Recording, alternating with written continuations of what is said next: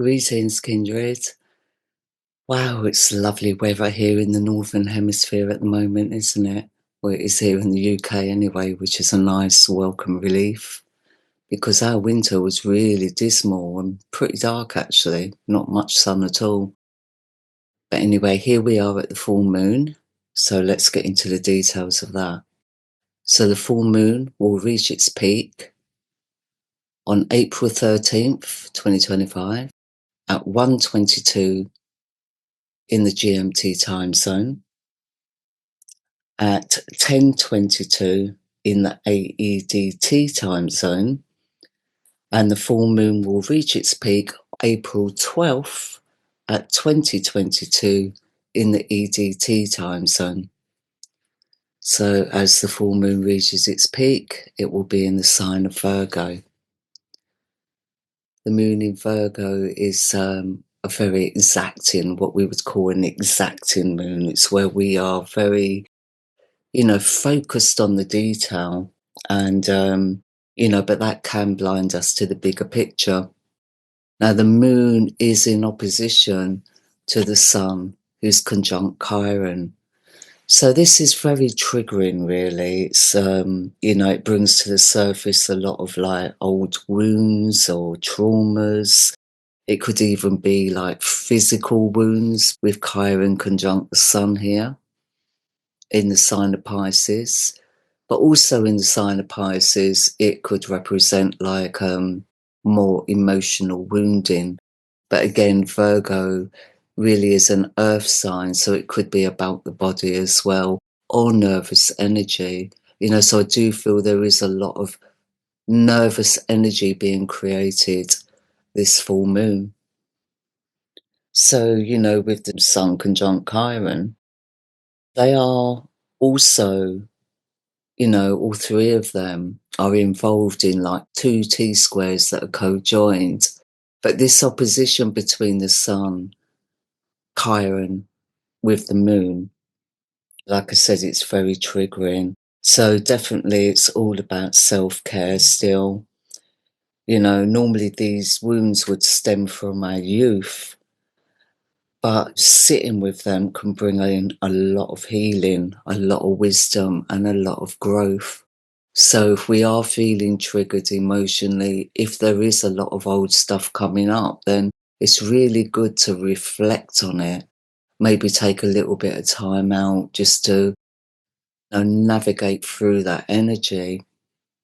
So remember, we are still in the recent eclipses energy, and we will be for the next few months leading up to the next lot of eclipses.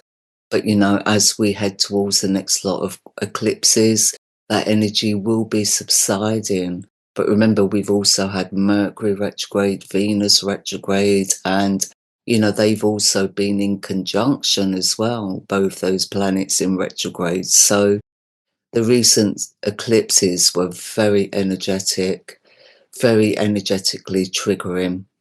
And as we can see, this full moon, it's not as heavy because, Mercury's out of retrograde, Mercury's in post shadow. And in this instance with Mercury in post shadow, it's not that bad, I have done a Mercury retrograde article, which I will link below. So I did say the post shadow will be a little bit lighter.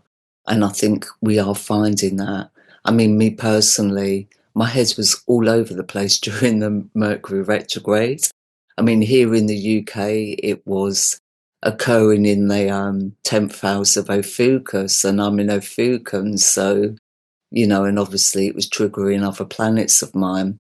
But really, it was brain fog for me. I think even with my last video, I think I made a few mistakes, but I can't remember what they were now. And that was another thing. My memory was just so out of sync.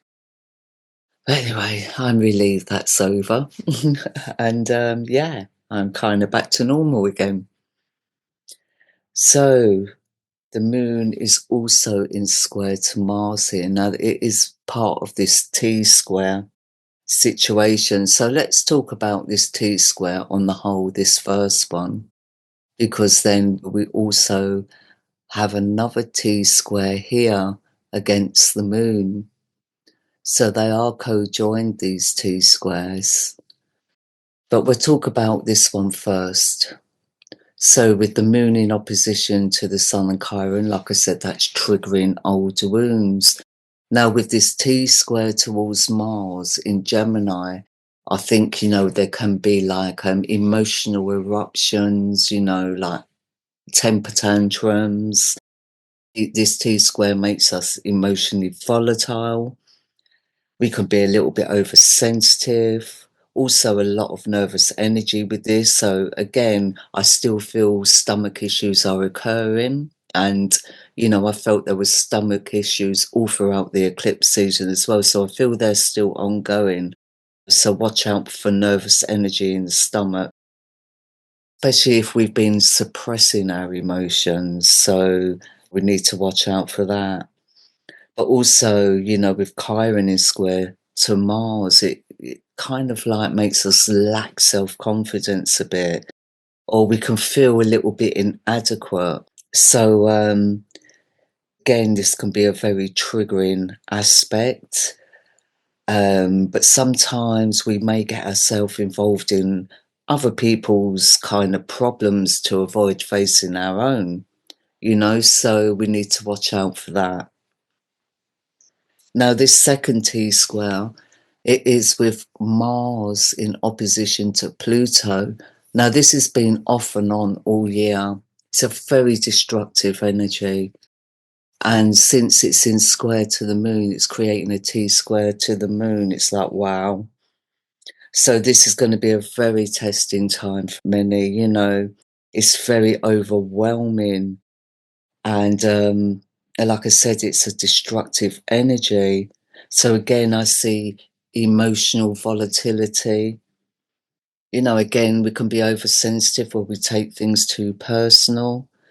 So really with these energies, with this double T-square that's going on here, there is a lack of emotional control with that. But it can also be very selfish energy as well. So we just really need to watch out for that, because if we're not going through it ourselves, we could witness other people going through that. So it could just be emotional stuff, could be anger issues, it could be anything along those lines with this double T-square going on. Also, we have a triple-sided kite. So we have Juno in trine to Mars, so it's this one here, in trine to this stellium that's been ongoing for a while. Now, stelliums can be very overwhelming, but also very competitive. And this stellium back in trine to Juno. But then we have a sextile here with Uranus, sextile Mars, Uranus sextile the stellium. And then we have Pluto as well, sextile Juno and sextile the stellium. And then we have another one here with the south node, sextile Juno, sextile Mars. So really, this kite's kind of showing me that this kite's energy is going to be a little bit all over the place. So the goddess Juno in trine to Mars, we can be very much dedicated to a cause. Remember, this is an easy flow. Trines represent easy flows. And Mars is also in trine to Venus, which is here. So it's part of this stellium. So we're going to do this bit by bit. So in trine to Venus, Mars, the North Node, Neptune's just under the North Node here at 8 degrees in Pisces. The North Node is at 5 degrees, and we have Mercury in post shadow at 6 degrees. So this little stellium here is in trine to Mars, it's in trine to Juno. So overall, there is a lot of artistic energy that's coming out with this. This is very powerful, especially with Mars in trine to Venus. It's really good for art, drama, music. It gives us a strong willpower. And, even with Saturn involved here, again, it's all about power and authority. It's like good for governments and corporations, really. It's very shrewd in those aspects. So there's a lot of stamina and a lot of strength with Mars in trine to Saturn. It's a very military, actually, aspect. And then Mars in trine to the North Node, I mean, that again is strength. It's a very masculine energy and it oozes physical power. So with Mars in trine to Neptune, it gives us strong instincts. It's good for game playing, especially like board games or chess. So it's also an aspect that represents chemistry, specifically in liquid form. So I feel like overall, especially with Mercury here, because that also gives us an abundance of mental energy, but it's also very restless, although, Saturn being involved here can calm this restlessness down. But because Saturn's in the middle, together with the North Node, with Mercury and Venus either side, I feel like Saturn and the North Node's energy is a little bit weakened because they're the ones in the middle taking the brunt of it all. So overall, I would say it's definitely a good time to get creative, and it has been for a while. The last few charts have shown me that creative energy is very strong, but also very healing. So deep breathing techniques, maybe a detox like a liquid cleanse, yoga, maybe even hatha yoga, more so, dance. I feel like we need to be moving our physical bodies with all these energies going on. I feel there's a lot going on in the world of politics as well, especially with the South Node in sextile to Mars. This Martian energy in the sign of Gemini right now is coming towards the end of that. But that I did say until Mars moves into Cancer, there's going to be a lot of like public speeches, media attention. There's a lot going on in that world. Fortunately, Mars will be moving into Cancer. Well, he doesn't do well really in water signs, so he will quieten down. So he's been very active, especially with this Mars-Pluto opposition going on as well. So I do feel there's going to be some stuff going on, governmental, that's going to be kind of triggering as well. So we just need to watch out for that. But it can also be, because of this little stellium here and, the drama that all these aspects are creating at the moment. It could also be within the celebrity industry as well. There could be stuff going on there that may be at the forefront of media attention this full moon. But this sextile with the South Node and Juno, I mean, that could represent people from the past coming back. It can be like karmic bonds are forming during this time. But there's definitely a sense of comfort there, of familiarity. So maybe, like sometimes I say, sometimes it's better the devil you know than the devil you don't. That saying? It's that kind of energy. So we need to watch out for that as well. Now with Pluto in sextile to Juno here, I mean, Pluto's, I call him the detective of the Zodiac. He's like the private detective that will leave no stone unturned. And in sextile to Juno, I just feel that he's digging up some hidden truths here, probably about commitments, but there's also a big transformation there as well. Now, Juno is very loyal, very committed. She's all about partnerships, or, sometimes we can be committed to our work, be committed to a cause, or be committed to a person. And she is at 22 degrees in Libra. Now she's in retrograde.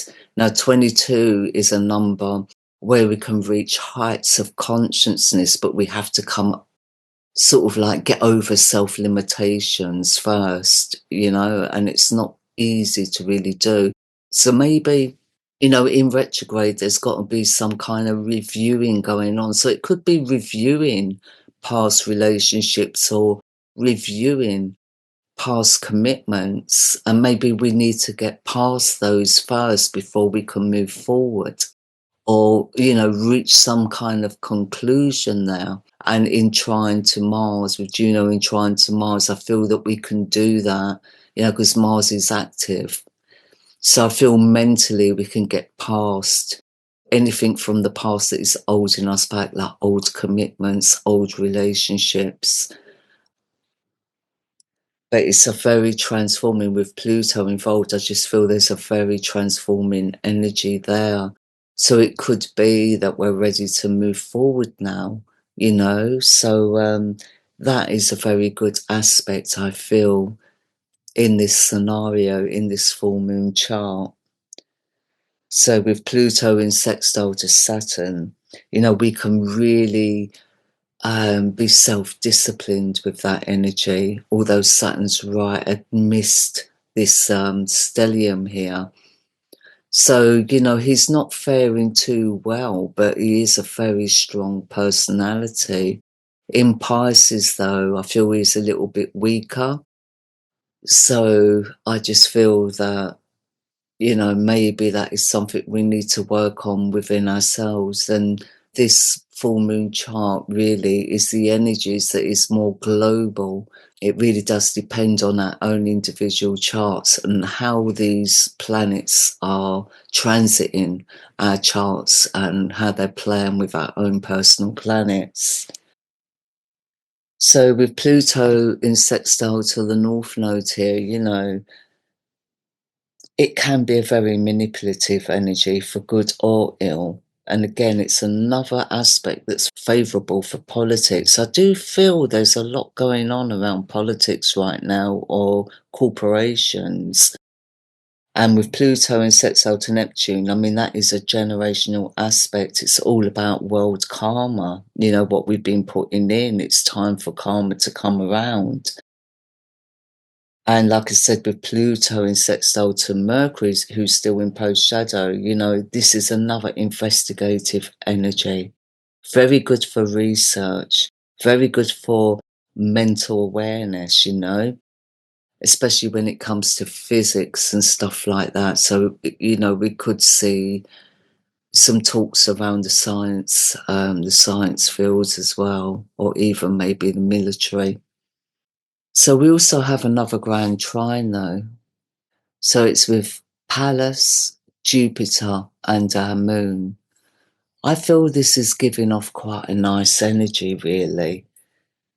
Because it's all about our spirituality, our generosity of spirit. It does give us an expansive imagination with Jupiter involved with, in trine to our moon. And it's also good for business, So with Jupiter in trine to Pallas, it's where we can really get some intellectual growth, become a little bit more broad-minded, and we can grasp complex subjects. And it also amplifies our artistic potential. It's very adventurous energy.